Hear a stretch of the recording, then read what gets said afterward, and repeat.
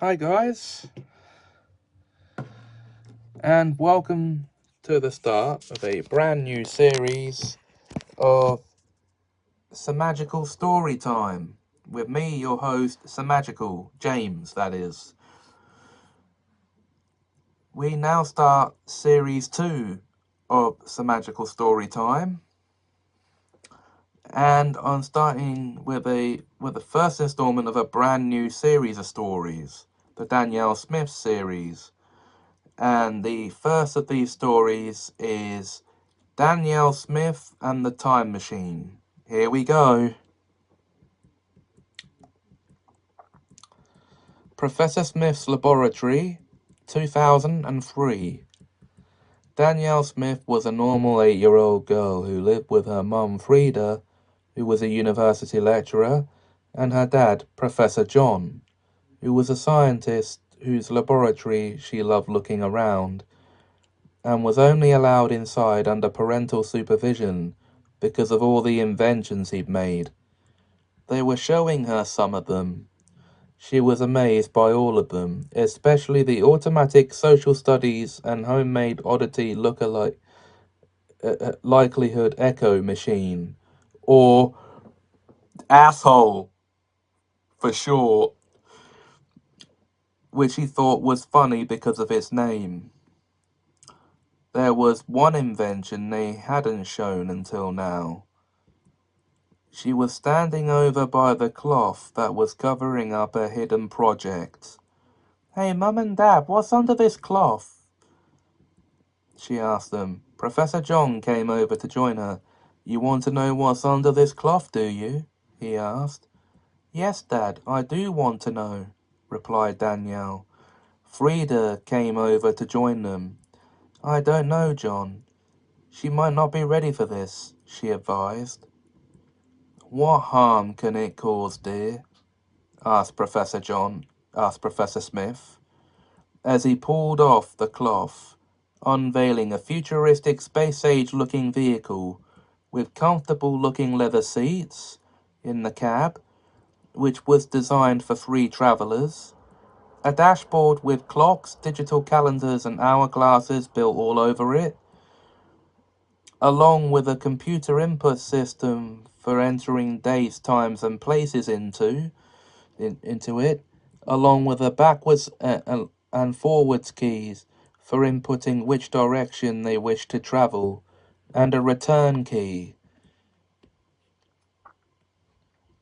for returning home, a flux capacitor in the back, and an overhead cloaking device to disguise the vehicle and its occupants as different things and people depending on where they ended up. "Dad, what is this thing?" asked Danielle in sheer amazement.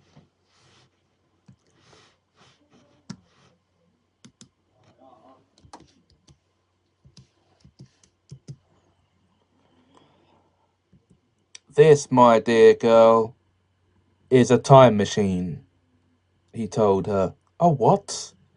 she asked out of shock. "It's a time machine for it's a machine for temporal inertia and modern time escape," he told her. "Oh, I see, it's a time machine," she said, out of some sort of understanding. "That's right, darling. That's a time machine," Frida joined. Danielle thought they were having a big joke. "All right, Mum and Dad, you've had your joke. Suppose you tell me what this machine's for," she told them. "Time travel," replied Frida and John. "Right, so you've already tested this vehicle and it actually works?" asked Danielle. "Yes," replied both parents. "I'm sorry, but where's the proof of that?" asked Danielle. John was already in the driver's seat, setting up the time machine, while Frida opened the garage door and brought her to the car and helped her get seated before getting in herself. "What's going on?" asked Danielle. "We're going to prove to you this time machine works," replied John. "Setting coordinates in into backwards mode for a trip to a random point in the past before driving the mountain down the road, picking up speed rapidly as they went. And when they hit 70 miles per hour, a vortex formed around them, transforming the car into a cart and dressing them in 17th century Puritan attire before dissolving, leaving them in an open field. Salem, Massachusetts, 1692.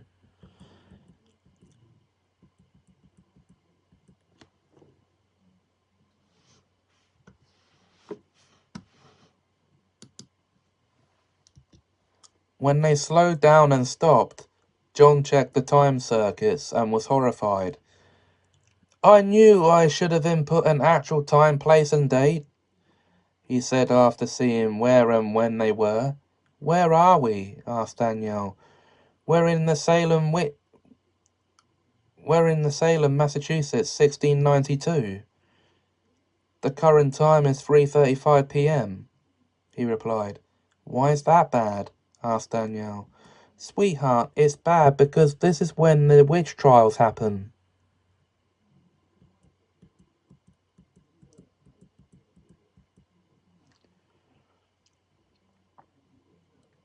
Danielle checked her clothes. "Oh, I see. If we get caught, they'll put us on trial and execute us," she realized. "Exactly," replied Frida. John pressed the return button, and they dematerialized. Professor Smith's laboratory, 2003. They arrived safely back in their own car and their own clothes as they parked up and exited the time machine. "Was that proof enough for you, sweetie?" asked John. "Was it ever? I never could have thought time travel would be possible, but there it was, right in front of me," replied Danielle excitedly. "Yes, darling, but we had to warn you never to use the time machine without supervision from either your father or myself," Frida told. John joined them. After locking the time machine safely behind a pair of heavily secure iron doors. "You must promise her she won't go near it or use it without parental supervision," he told her. "I promise I won't go near the time machine or use it without parental supervision," Danielle promised them as they left the laboratory to go into the house. Later that night, it was the middle of the night, and Danielle got up to get a drink when she decided to mute the travel tube and sneak directly down where the time machine was hidden. Got in and fired it up.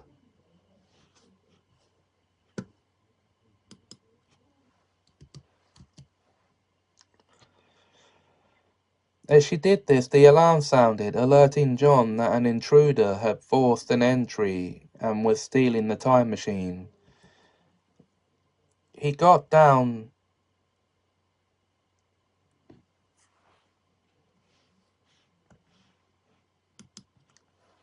there in time to see the time machine cruising out of the room, but was too late to stop whoever was piloting it. "Come back here!" he yelled as the car sped off out the garage door, and he saw it was Danielle. "That naughty girl has broke her promise," he fumed. Meanwhile, as Danielle approached the 70-mile-per-hour milestone to reach her desired time period, she disappeared into a vortex, disguising the time machine as an old-fashioned motor car.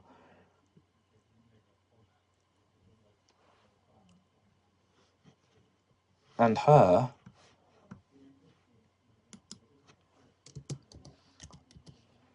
as an Edwardian girl before dissolving and bringing her to a halt.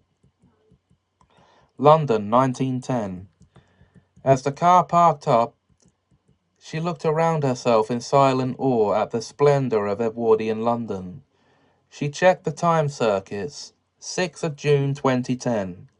She took a look around herself in amazement to see a whole crowd of smartly dressed gentlemen and elegantly dressed women. bustling about the busy city, but nobody was seeming to notice her or the time machine. Although if anyone did notice her, they'd be seeing a strangely dressed young girl driving a motor car without being old enough or licensed to operate a vehicle, which was illegal. "This is amazing," she said in awe of her surroundings. She tooted the horn and drove on through the street, going very slowly, setting the controls to take her into the future. "Enough of the past, now to see the future," she said as she sped up a bit. That should be a bit,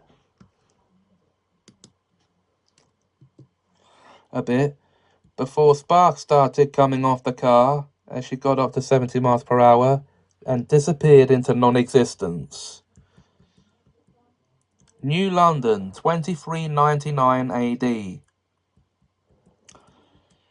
As she arrived, the motor car morphed into a futuristic flying car, and her outfit was morphed into a futuristic space pilot suit, and she found herself jetting through space, about to re-enter the spaceport of a very futuristic city, being guided via communicator to the landing bay of the spaceport.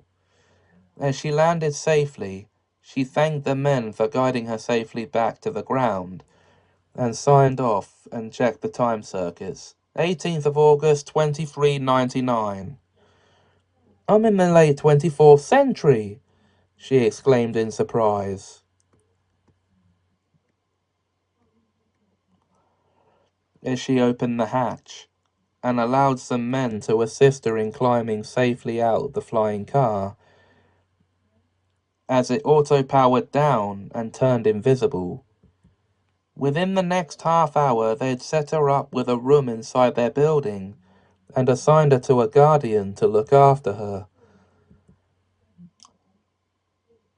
She was wise enough to use an alias so they wouldn't find out who she was.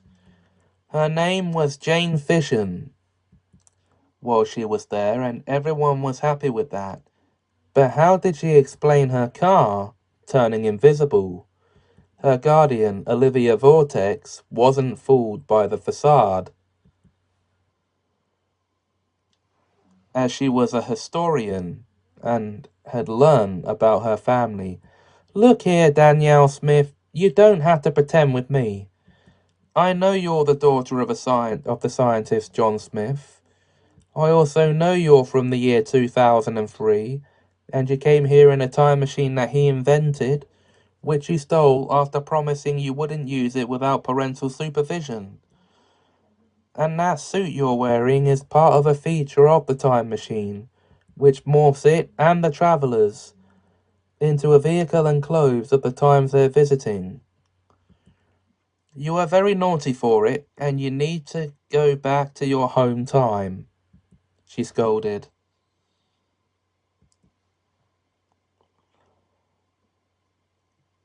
She escorted her back to the spaceport, where her car became visible again, but had a steering wheel this time. She helped her to climb in and get seated, fired up the time machine, and hit the point of origin button on the dashboard, which did show the garage of the Smith house in 2003. Took the steering wheel. "Look out," she warned the people as she started driving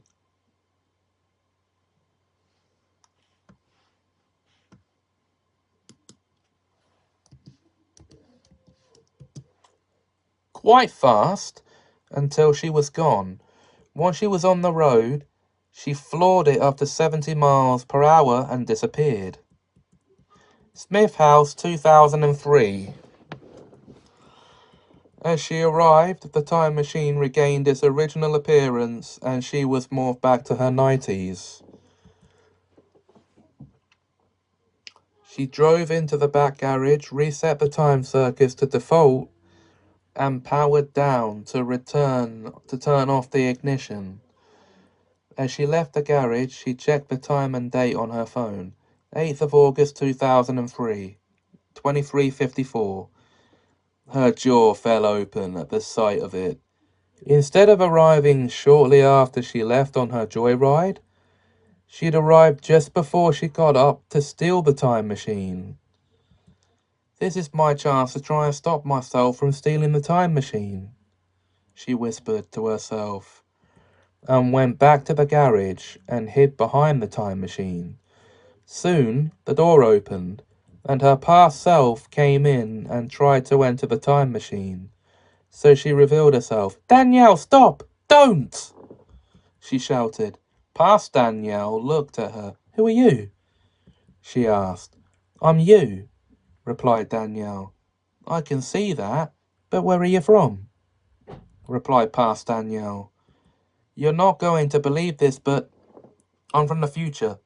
"There, I said it," replied Danielle. Past Danielle looked at her. "Right, of course you are," she said suspiciously. "Look, Danielle, if I wasn't you from the future, then how could I know this? Earlier today, you promised Mum and Dad you wouldn't use the time machine without parental supervision," replied Danielle. "How do you know that?" asked past Danielle in amazement. "Because I'm you after you did what you're about to do right now and break your promise by stealing the time machine and going for that joyride," replied Danielle. "How did you end up here?" asked past Danielle. "I was in the year 2399 when they found out who I was and sent me back. I was actually trying to get back to my own time, but ended up here," Danielle told her. "You didn't set the point of origin to return you to the moment after you left?" asked past Danielle. "I didn't think of that," replied Danielle. Past Danielle considered it for a few moments before coming to the decision not to go ahead with her plan, resetting time to the time she woke up in the night in a cold sweat. "What a strange dream," she said, and went to wash her face. As she made her way back to bed, the alarm sounded, and she rushed down to the garage to find the doors to the back forced open. "Oh no!" she exclaimed. John and Frida arrived just in time to see the car speeding past them and off out into the street. "Oh shit! Someone stole the time machine!" exclaimed John. "I don't think, whoever they are, they know it's a time machine," said Frida. "Well, they're going to get a big surprise," said Danielle, watching on Chronovision. As the car arrived in 1856, morphed into a cart and horses, and the thieves were morphed into cowboy bandits, revealing their faces. She took a printout of their faces, which had their names underneath them. "Gareth Blackman and Seth Stewart are going to be very sorry they did this," said Danielle as she pressed the retrieve button, retrieving them and the time machine, morphing it and them back to their original appearances. John and Frida grabbed them out by the scruffs of their necks, while Danielle called the police to come and arrest them. And that was Danielle Smith and the Time Machine.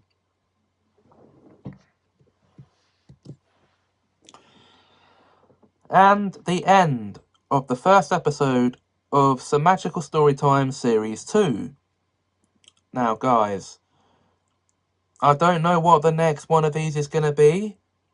You'll have to wait and see for yourselves what that's going to be when it releases. But until next time, if you enjoyed this video, please like, comment, share and subscribe. Thanks for watching and have a magical time.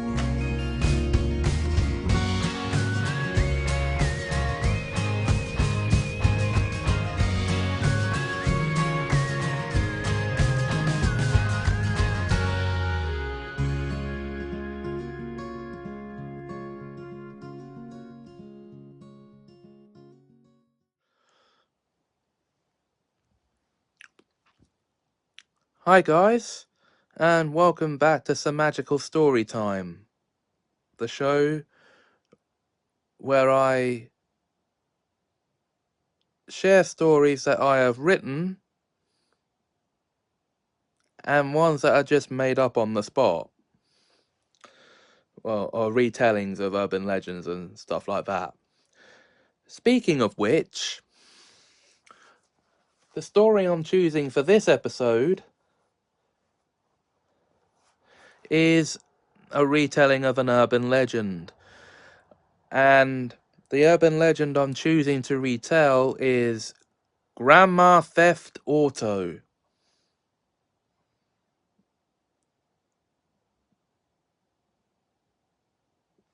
What's that? Well, stick around and I'll tell you the story, because it concerns a family who were out for a picnic when their grandma starts to fall ill.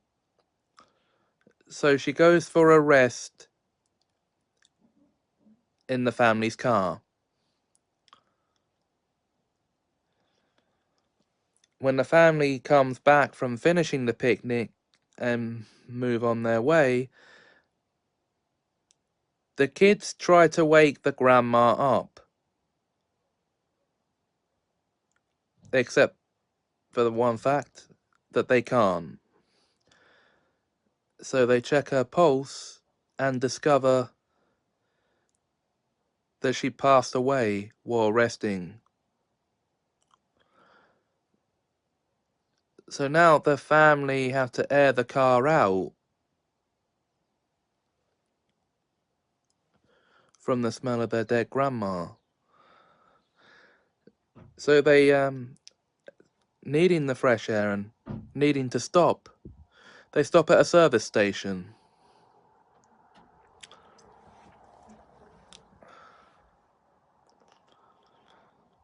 And go in to pick some things up. And they come out to find their car gone.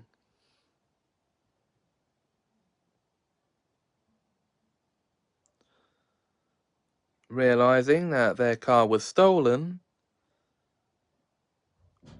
with their dead grandma still in the back seat, they call the police to help them find the stolen car and grandma.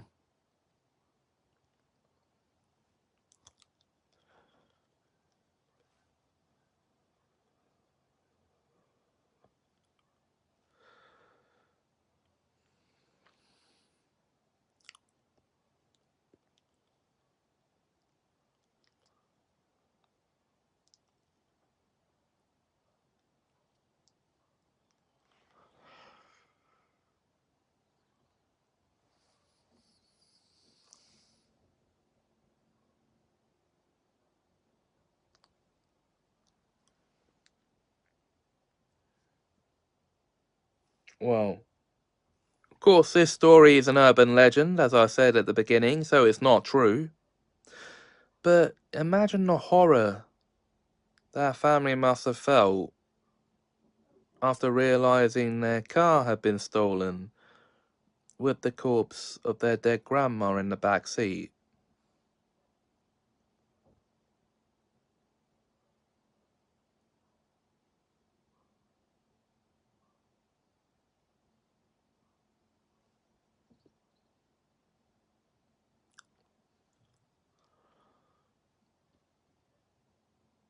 I know this is kind of a morbid tale to tell, but a lot of urban legends are, so if you're fans, I hope I've entertained as well as, well, scared you a bit.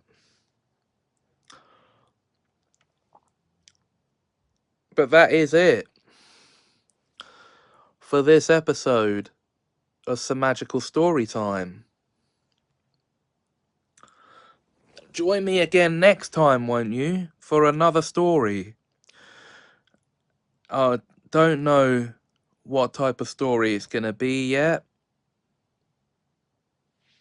Whether it'll be one I've written, or a retelling of something, or one that's newly made up on the spot, I won't know that till I come round to making that episode.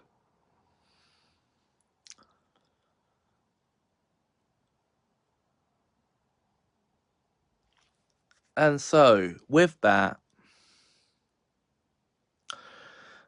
if you enjoyed this video, please like, comment, share, and subscribe. Thanks for watching, and have a Semajical time.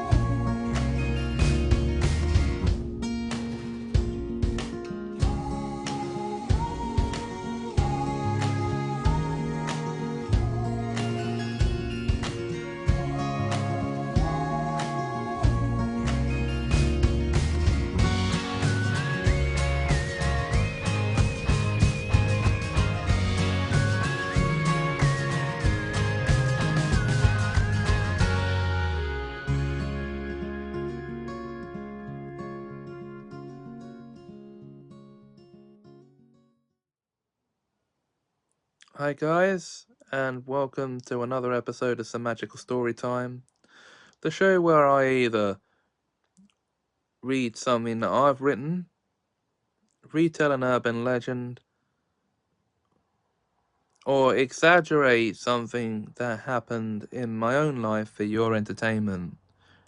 And yeah, it's going to be the third category today. So another stories from my life is coming up, and this story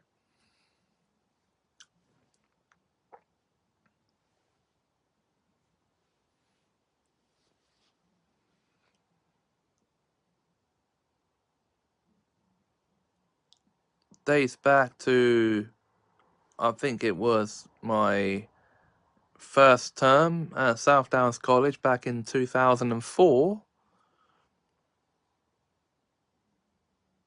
and it's when I accidentally sniggered at an LSA when he was angry with the class for laughing at him being locked out of the room. So I'm going to call this the Fury of South Downs College.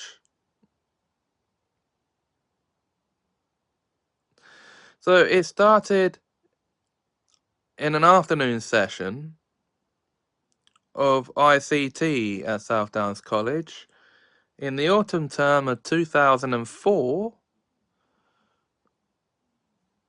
when we were filing our work, in which case it probably would have been the summer term of 2005 then. I might be misremembering the dates. The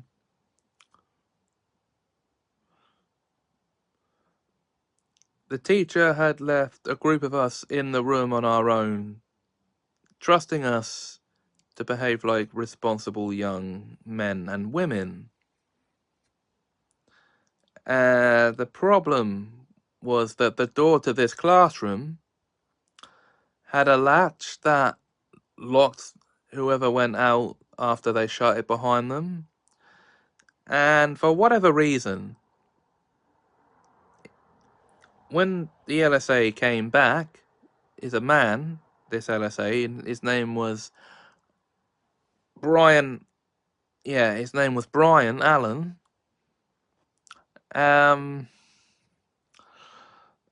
It was his fury we had to deal with, and the few students that went out to help bring the folders in. So,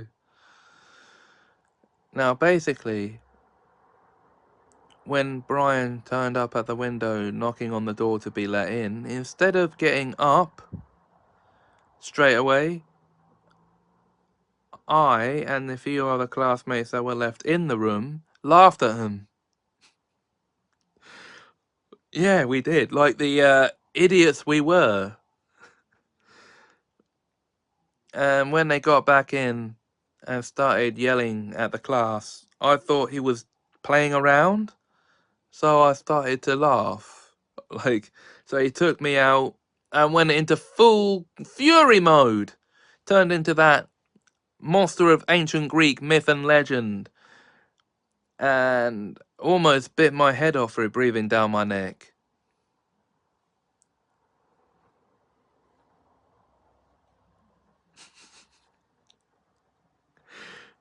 Now, of course, the him turning into the Fury thing is the exaggeration here, guys, in case you haven't worked it out. Okay.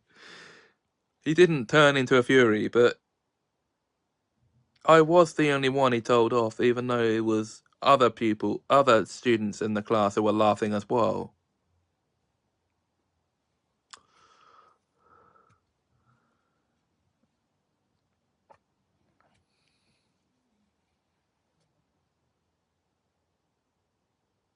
So if we were filing our coursework, then it would have been during the summer term of 2005. About a few months away from finishing that course.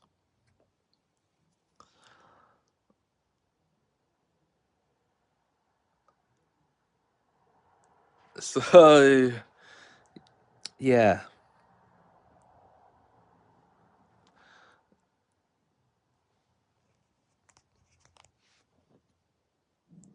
So,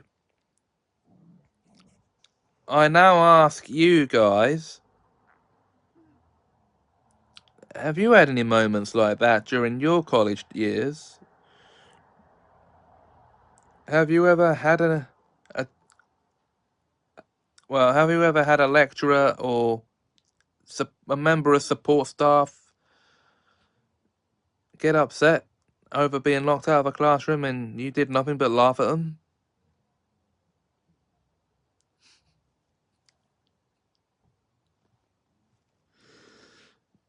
Now, I forgot to mention that in that story that I was the one to get up and let them back in, but but looking back at that now, it's still funny. And I was only 17 when that happened, so I didn't quite have the mature head on my shoulders yet. I was a foolish young student. Anyway, so that was the Fury of South Down, the Fury from South Downs College, which is the college that I attended in 2004 through 2008 originally, and then again from 2009 to 2010. So guys, that is the story for this installment of Semajical Story Time. The next one I'm hoping will be something I've written, but just in case it isn't, keep a lookout for another one of these, or another retelling from an urban legend. Or I might try a different method of storytelling next time. But whichever it is, if you enjoyed this video, please like, comment, share and subscribe. Thanks for watching and have a magical time.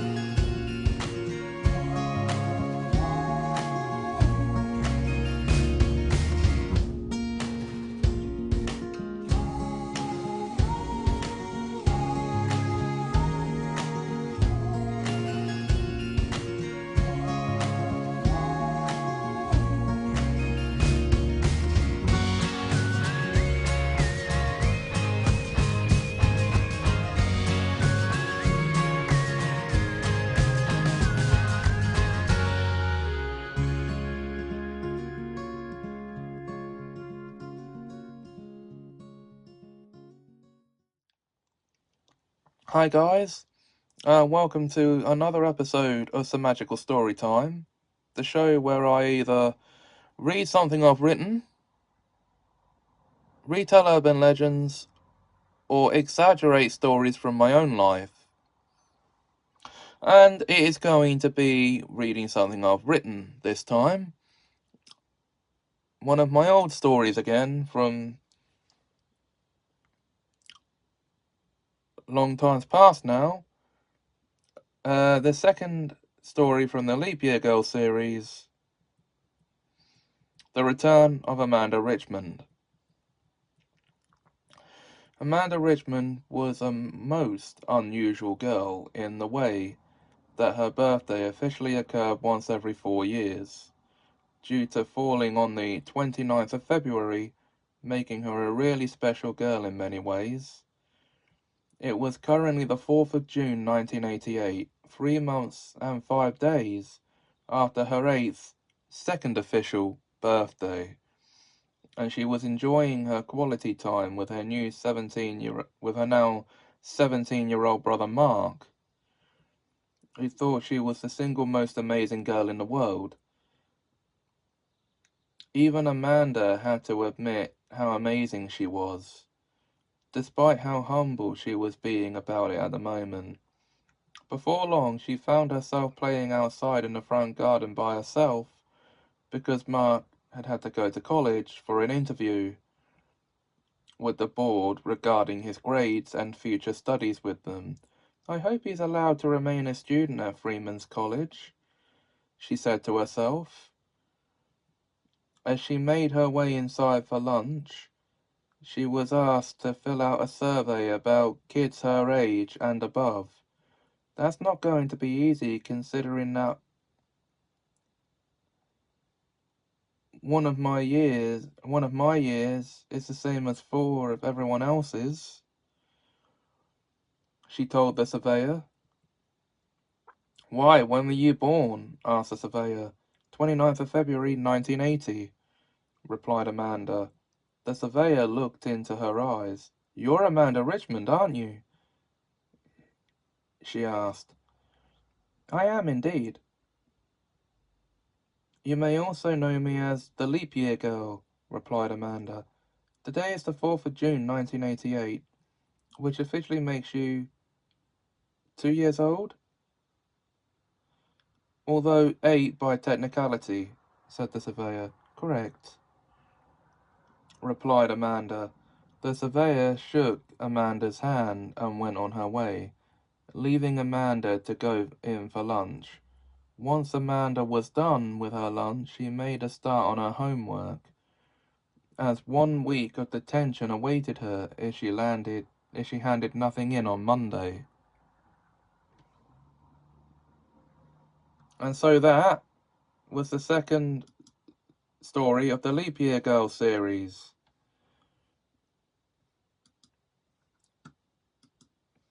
Now I'm going to tell you that the next episode will be me reading another story, and it is going to be the 6th installment of the Lana Sparks series, The Purple Planet. Until then, if you enjoyed this video, please like, comment, share and subscribe. Thanks for watching and have a magical time.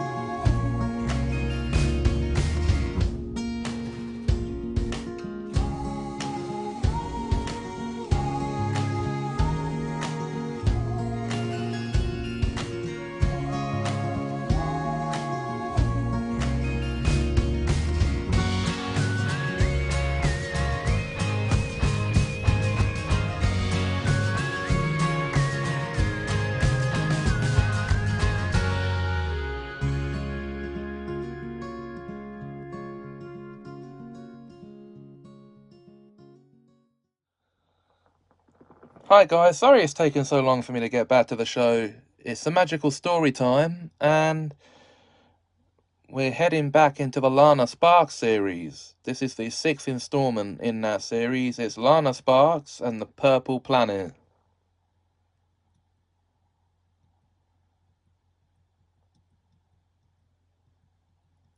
Wonder City 2519.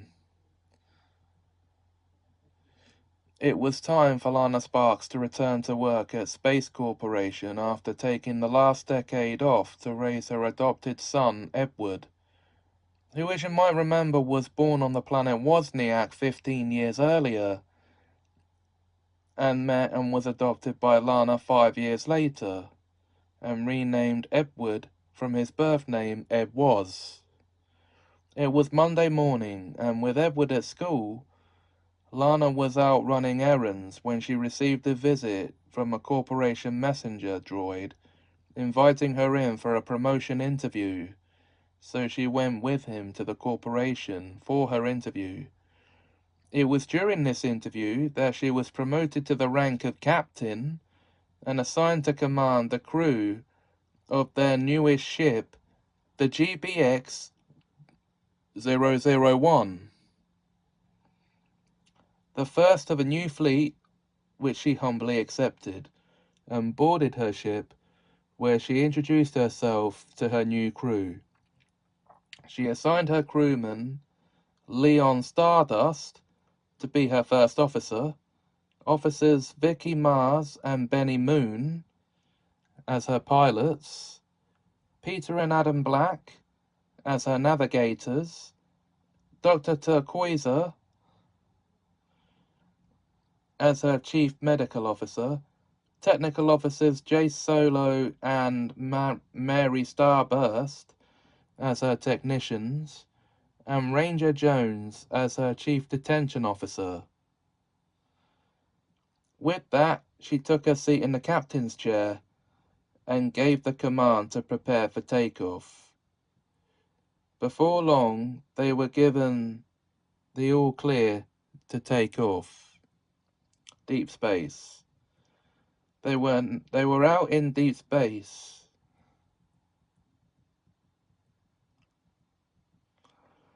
looking for anything strange or new planets. Nothing yet, she said to herself. Just then Vicky noticed something strange up ahead, as did the Black brothers. Captain, we are approaching a spherical object straight up ahead, Adam told her. She commanded the pilots to go closer while the navigators tried to keep them steadily in orbit. The object was no ordinary object, but an unknown planet, a purple planet, which they were in trajectory of.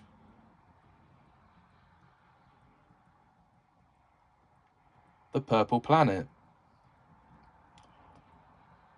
They were soon flying through the violet skies of this unknown purple planet, looking for a place to land before being noticed and flagged down by one of the planet's people, and landing safely in the docking station. As they exited the ship and stepped onto the lilac tarmac of the docking station, Leon checked for any signs of toxicity in the air, but detected nothing. The alien who flagged them down stepped up and held out his hand. Welcome, visitors, to the planet of Purplois.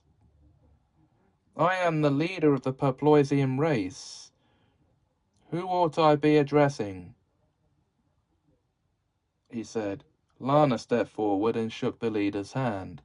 My name is Lana Sparks, captain of the Wonder City starship GBX 001.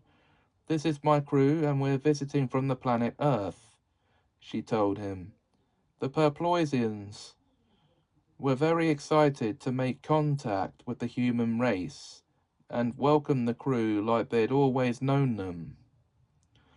Lana and her crew were soon given a hotel room and assigned to a guide to show them around the city, teaching about the origins of their race along the way.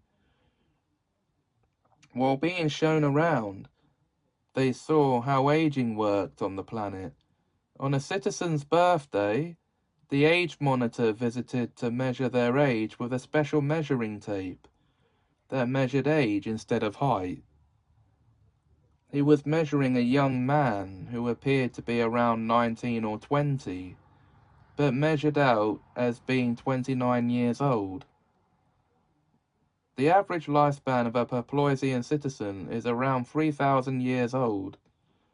The age monitor measures a person's age up until they turn 90, and then weighs it from then onwards, he told them. This surprised Lana and her entire crew to learn that the people of this planet use human methods of determining height and weight to determine a person's age. This was because they had height and weight determination genes in their bodies, which surprised the crew even more. "Isn't that a bit of a flaw in your genetic coding?" asked Leon. "That's how we feel too, Mr. Stardust," replied their guide. After 3 more hours, the tour was over, and everyone was now in the main lounge having a rest before Lana and her crew headed back to their ship and went home. After their rest, the leader returned them to their ship and invited them to return any time they wanted to. Lana thanked him before shaking his hand again and boarded the ship. Before takeoff, they reported their discovery to Commander General Astro, who was really impressed. She then resumed her seat and commanded her pilots to take off. Deep space. As they traveled to Earth, they picked up a call from Commander George Hamilton, instructing them to dock in Bay 22,678 upon re-entry, to which Lana obliged to obey the direct order. Wonder City Space Corporation 2519. They arrived back at docking bay 22,678, as instructed by Commander Hamilton, who was there to greet them and congratulate them on their discovery. He showed them to the office of Lieutenant Commander Simon Wilson. Wilson spent the next half hour congratulating them before sending the rest of the crew on their way and addressed Lana personally. "Captain Sparks, you have shown a lot of promise since you joined us as a cadet for academy training 18 years ago, blitzing through your training in 3 years before graduating as an officer, 15 years ago, joining your first mission as a navigator. 5 years after that, while on Wozniak, you met and adopted your son, Edward, and of course, his name was Ed Was when you first met him. To top it off, after taking a 10-year leave to raise Edward, you returned to work, received the rank of captain, along with command of your own ship and crew, and during the first mission under your command, you and your crew discover the planet of Perplois and befriended its citizens. Your achievements over the past decade and a half have been the biggest the corporation has seen in over a century," he told her. "Thank you, sir," replied Lana. "Keep up the astronomical work, and you'll make the rank of admiral."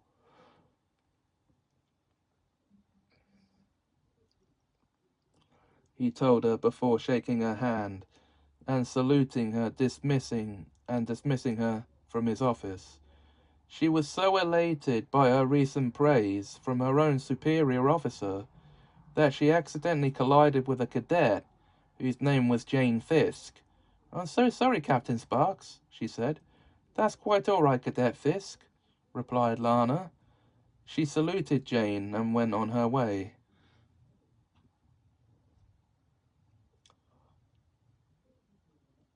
Jane saluted her in return as she saw her disappear round the corner. Lana made it back to her quarters in the staff building had a shower, and changed into her off-duty uniform. "Time to relax," she said to herself before sitting at her table with a glass of moon juice. And that was Lana Sparks and the Purple Planet. And the end of this episode has reached us. Guys, I hope you enjoyed this episode. If you did, please like, comment, share, and subscribe.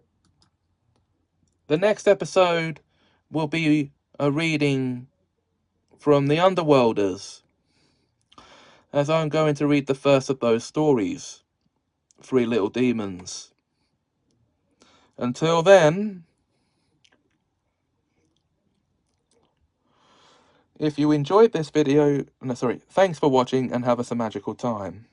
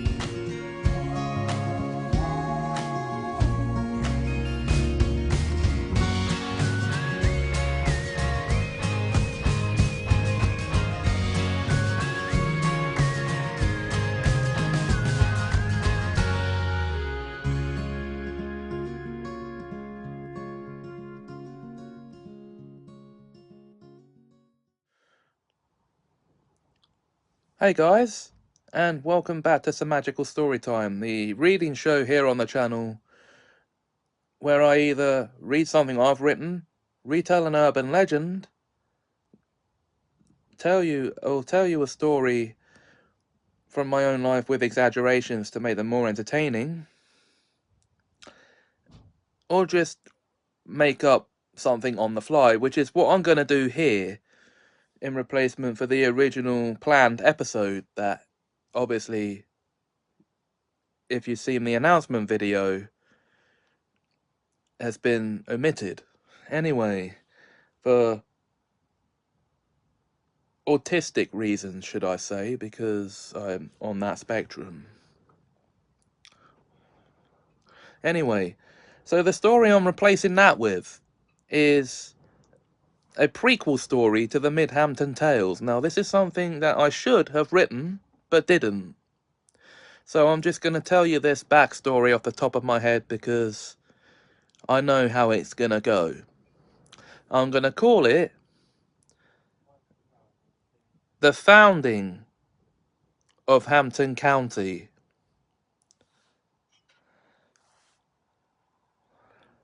And the story starts in 1823, when three siblings, two brothers and a sister, Rupert, Midge, and Lewis Hampton,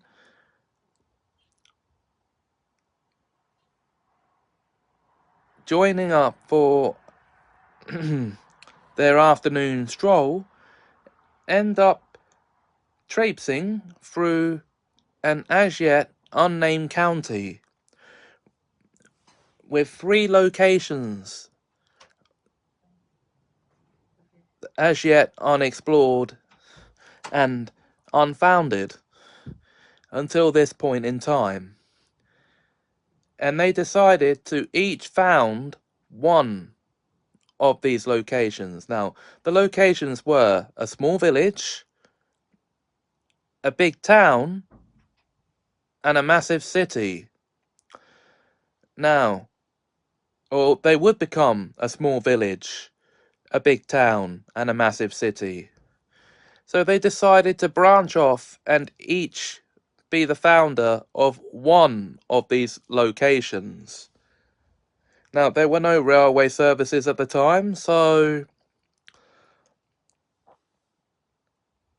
Rupert got on. Rupert boarded a boat across the sea that way to where the largest of these locations was.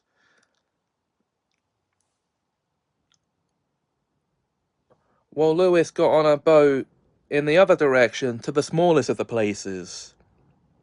Midge stayed where she was, in the middle-sized place. And this is because Rupert was the eldest of the three siblings, so went off to take the responsibility of being the founder of the largest place.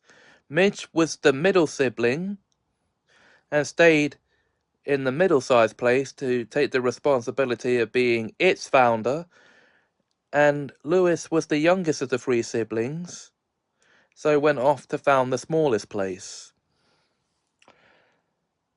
Now, in the largest place, once Rupert had docked and disembarked his boat, he noticed that it was just a large, at the moment, a very large, massive plot of land. Obviously, there was nothing there yet, because apart from a dock where he docked, and there were buildings there, but as of yet, they had nothing in them. So he went and looked around this place and decided to name it partly after himself. Now, obviously, to call this place Roophampton didn't really sit with him, because that would not have made any sense whatsoever. And being the eldest of this place, he decided to call it Upper Hampton. Upper Hampton, as in one word, Upper Hampton. Now, in the middle-sized place where Midge had decided to stay, she was taking in her surroundings, which at this point were a dockyard at the far end of what would be the town, and buildings on either side of the street she was standing in the middle of. And she pondered to herself on what to call it. Now, obviously, she wasn't going to call it Midgehampton, because naming it after herself, well, at this point would have been appropriate. But Midgehampton? No. She called it Midhampton. Yeah, taking the G and the E out of it entirely, as the middle-sized place, founded by the middle sibling. And in the smallest place where Lewis was, he just obviously docked off his boat, and walking away from the dockyard, he saw a few buildings, including some little cottages and a few shops. Noticing that this was going to be the village, he then decided, well, he couldn't call it Lewishampton, because that wouldn't make sense. And as the youngest of the Hampton siblings,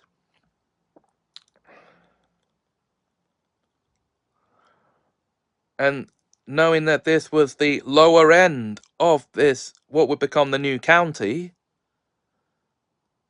Hampton County, he decided to call it Lower Hampton. And so the Hampton County was born after the three siblings had named all three areas after partly themselves, but after what parts of the county they were in. They reconvened in Midhampton and together decided to call the whole county Hampton County. And it wasn't long before residents were docking and moving into the houses, and business owners were flocking in to open businesses in the empty stores. Now, they had to come by the boats because obviously no railway stations yet in the county. Now, but that was soon to change. After everyone had all moved in, the Hampton siblings became the leaders of the county, personally leading the places they founded. Now, in 1830, a railway network was built to interconnect the village of Lower Hampton, the town of Midhampton, and the city of Upper Hampton as a linking railway service. Just for the Hampton County. And this would make the daily commute to and from work easier for the residents of the county. Now, by this point, the founders themselves had settled down and had families of their own.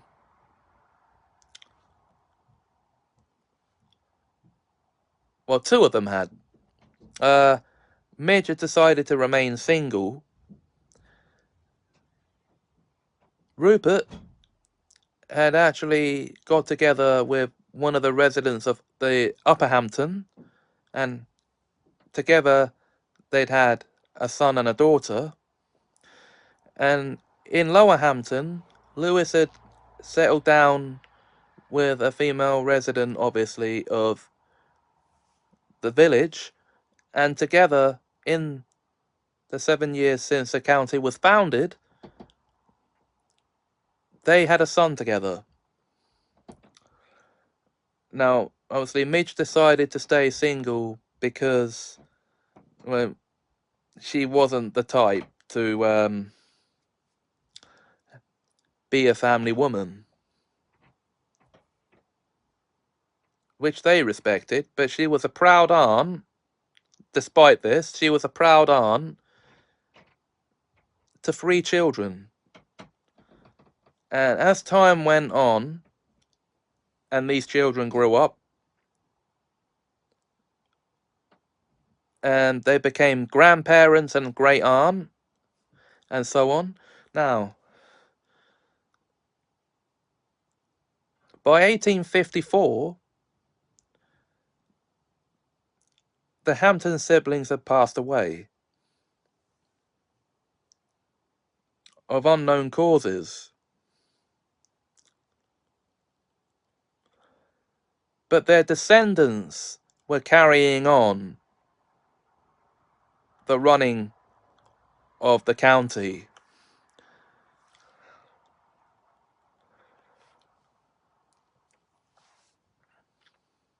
And also by this point,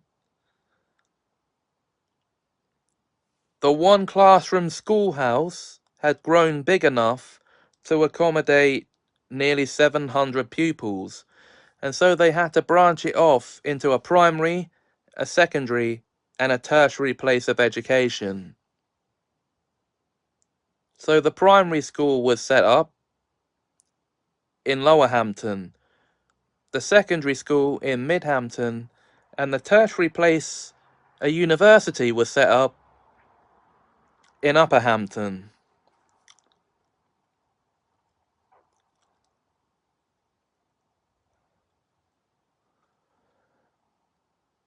Yes, a place of further learning. And students had the opportunity to stay on until they were 16 at the secondary school, but could also leave after a year or two if they so wished.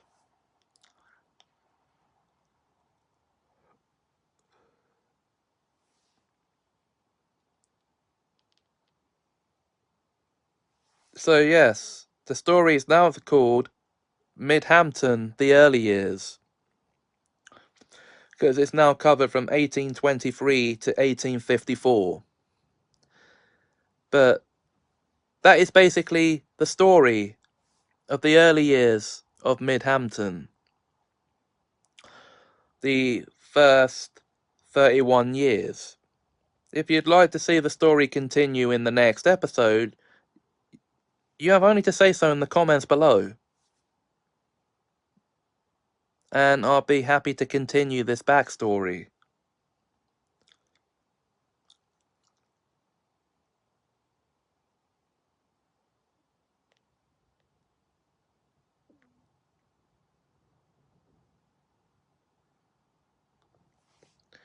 But until then, if you enjoyed this video, please like, comment, share and subscribe. Thanks for watching, and have a Semajical time.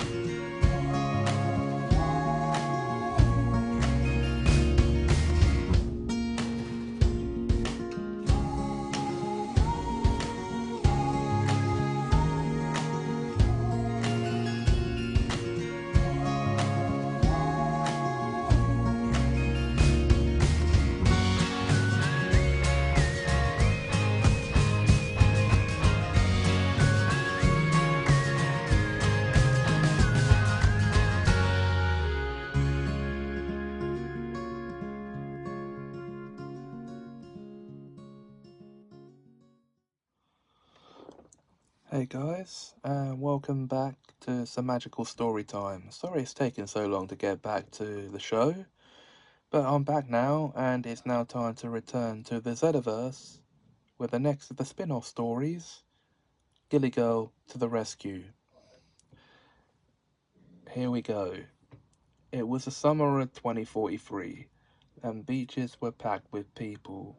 Alicorn Beach had over 1,000 visitors all over the place. A young boy named Alex was paddling in the sea when a huge wave swept him off his feet, which alerted his mum to call the lifeguard, who ran in to pull him out. The problem was he was too far out by now, and had disappeared under the water and was drowning. He was panicking big time. A webbed hand was placed over his mouth, and breathing apparatus was placed on him, and an arm swept him in, and a figure could be seen floating him back to the surface. "Don't worry, sweetie, we'll have you back on dry land in no time," a sweet soft voice told him.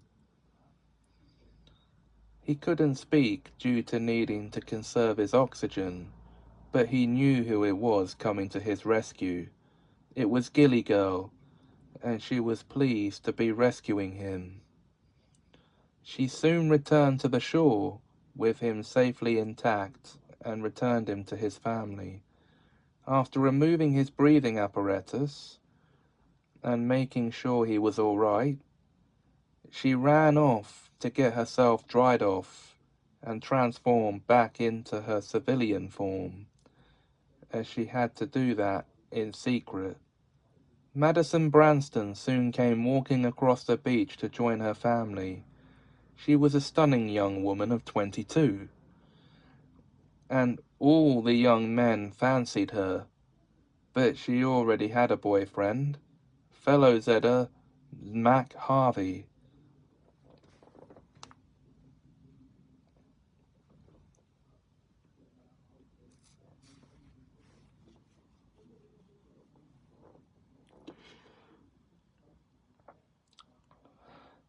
Whose Zedder identity was Mr. Illusion. Yes, his power was to create illusions. "Maddie, honey, you missed it," he told her. "What did I miss, Mac?" she asked. "Gilligirl just rescued that poor Johnson boy from drowning. It was awesome," he told her. "Damn! I always miss those moments," she lamented. She sat down, and the two started kissing passionately. Oliver gave them the warning look. "You two shouldn't be French kissing in public," he told them. And they quickly changed it to a cuddle. Soon after, they saw a young girl disappearing under the water. Madison saw it first and dashed off faster than she arrived. While the girl was drowning, a figure swam up in front of her and performed the same rescue as earlier, and pulled her back to the shore and returned her to her family. Her name was Margot Smith. Just as Margot's parents were thanking her, Gilligirl disappeared, and Madison came walking past them. "Are you all right there?" she asked. "Actually, Madison, we were thanking Gilligirl for rescuing our daughter, but she disappeared," replied Mr. Smith. "Damn, I always miss sight of her," replied Madison. This confused the Smiths as she walked away. Is Madison Branston Gilligirl?" asked Mrs. Smith. "Don't be daft. You heard what she said," replied Mr. Smith. "Why did she just scram then?" asked Margot. Madison didn't realize she'd made the Smiths suspect her of being Gilligirl, after hearing her lament over it. A wipe came over them, and they had no memory of it. That was convenient, and that's also the end of the story. And, of course, guys, the end of this episode. So, without further ado, I'll need to announce well, there will be a next episode, but I can't actually announce what it's going to be in case it's not one of these stories I read. So, you'll have to wait and see what the next one's going to be.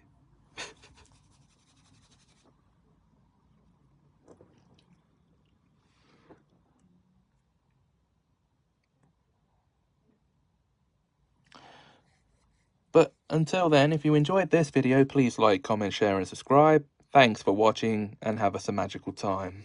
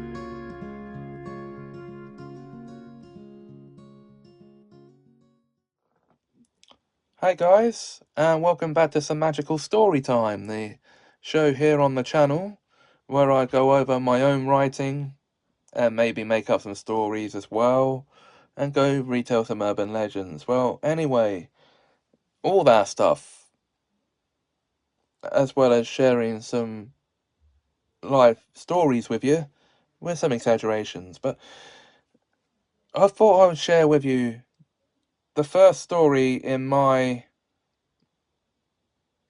rainbow magic storyline, Over the Rainbow. Ruth Jackson was a young girl whose family had a secret they'd been keeping from her for 10 years, because it was against the law of their world. They were wizards who held the magic of the world of rainbow magic, and by law in their world, no one was allowed to know the secrets until they start showing signs of magical ability. She was 11 now, and had not shown any signs of magic yet. That was until she was out playing in the rain during the summer and ran for shelter under a tree. "I need to get under that tree for shelter," she said to herself, and put her hand out to prevent her from falling. But instead of falling, she floated a foot above the ground and sailed across the garden to the tree, where she landed softly on not a seat, but the violet stripe of a magical rainbow. "What the?" she asked, as a leprechaun approached her. "Me lassie, you have the magic of the rainbow?" he told her.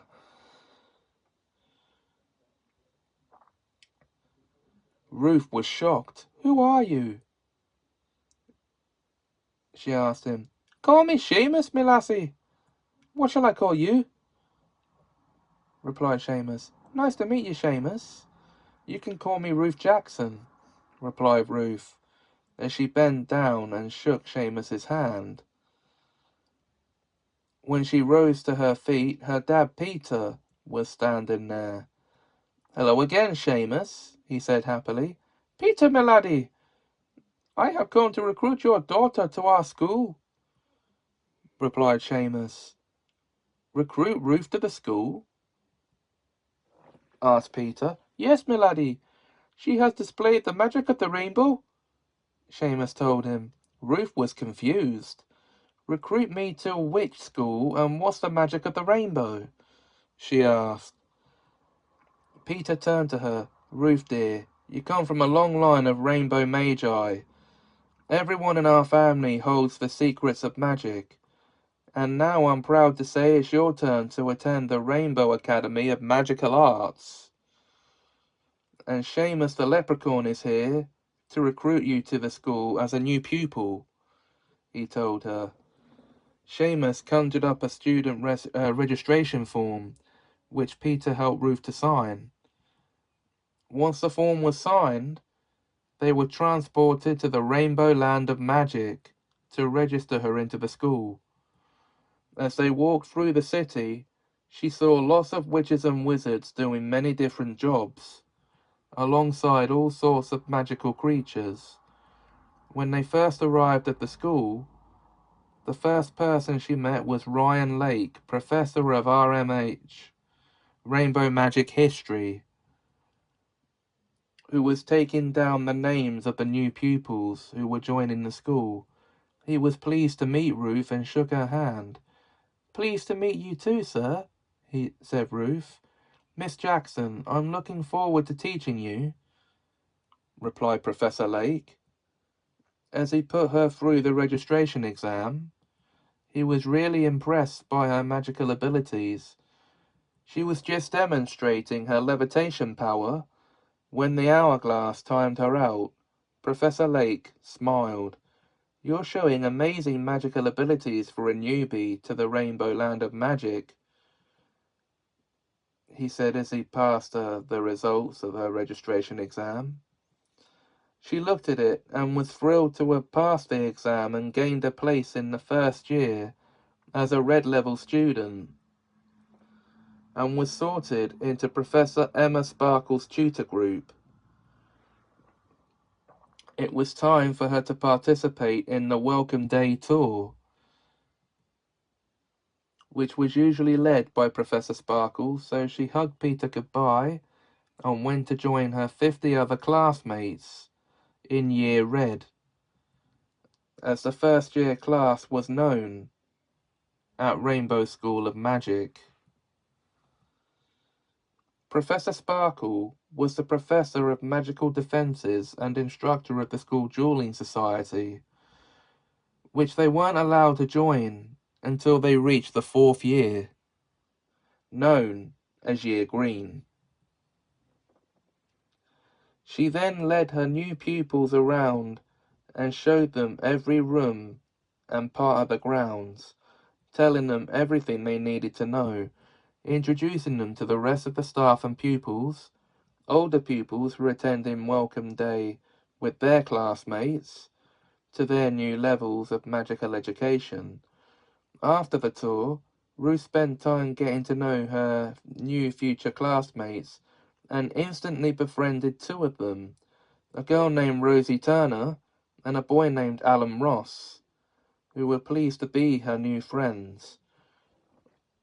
At the Rainbow Academy of Magical Arts, pupils were not divided into houses, as they believed in uniting them as one. They set exams at the end of each year to determine whether or not they were worthy of being ranked up to the next level and get accepted into the next year of their magical education. They were taken to the boarding house, which was split into 2 halves, one half for boys and the other for girls. The red boarding house was for first years only, and their housemaster, Franklin, was a shape-shifting phoenix who was in his human form at the moment.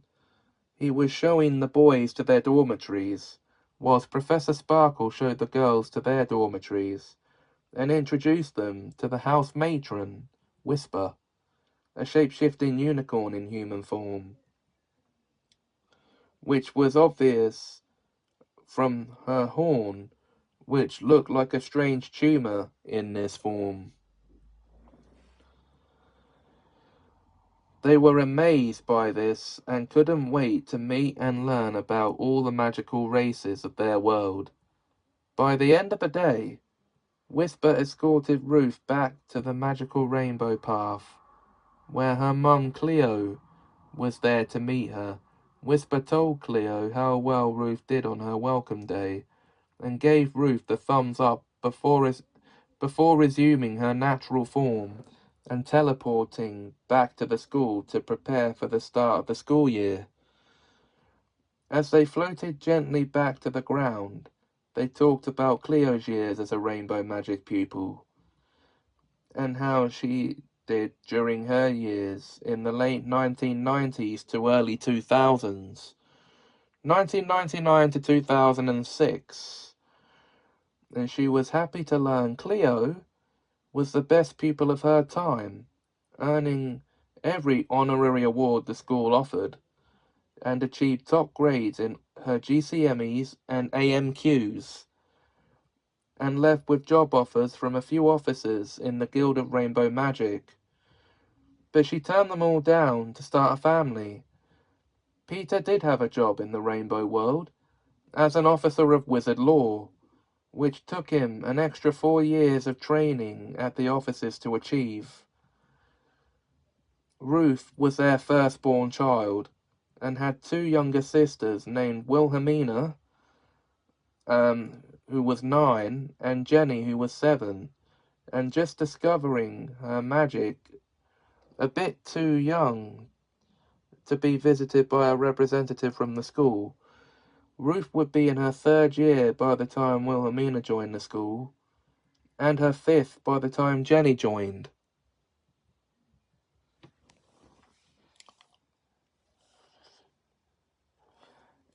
And that is the first chapter of my Rainbow Magic storyline. In the next episode, I feel like I would like to continue with this storyline into chapter 2. I've only got 3 chapters written. I need to start on a 4th.